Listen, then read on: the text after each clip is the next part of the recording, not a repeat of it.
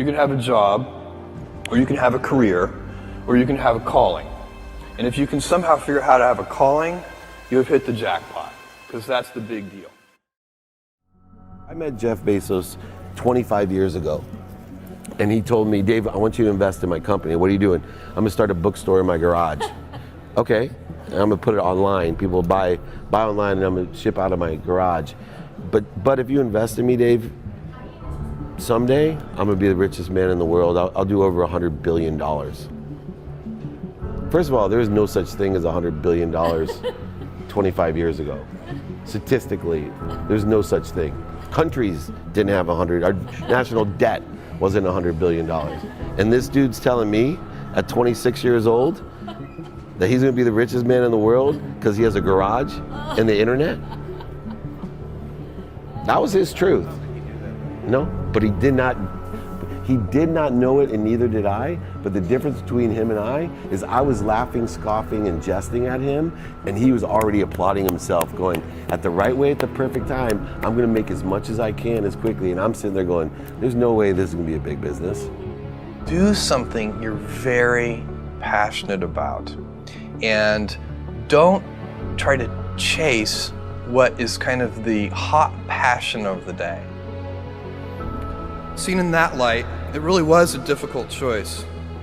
But ultimately, I decided I had to give it a shot. I didn't think I'd regret trying and failing. And I suspected I would always be haunted by a decision to not try at all. After much consideration, I took the less safe path to follow my passion, and I'm proud of that choice. As a young boy, I had been a garage inventor. I'd invented an automatic gate closer out of cement-filled tires, a solar cooker that didn't work very well out of an umbrella and aluminum foil, baking pan alarms to entrap my siblings. I'd always wanted to be an inventor, and she wanted me to follow my passion. There's a military phrase that I especially love, and it says, slow is smooth and smooth is fast. And I have seen that in every endeavor I've ever been in. That's the kind of thing that really allows you to make progress. You know, you get certain gifts in life and you want to take advantage of those, but I guess my advice on adversity and success would be to be proud not of your gifts, but of your hard work and your choices. So, you know, you may be, the kinds of gifts you get in life, you know, you might be really good at math. It might be really easy for you. That's a kind of gift. But practicing that math and taking it to the next step, that could be very challenging and hard and take a lot of sweat. That's a choice. And one of the most important choices that each of us has, and you know this just as well as I do, is you can choose a life of ease and comfort, or you can choose a life of service and adventure. And when you're 80, which one of those things do you think you're going to be more proud of? You're going to be more proud of having chosen a life of service and adventure. There's never been a better time to be alive. I mean, it's just incredible the amount of inspiration that the world generates for me, and I think for a lot of people. It's insane, the amount of change and invention and opportunity. Your life, the life you author from scratch on your own, begins. How will you use your gifts? What choices will you make?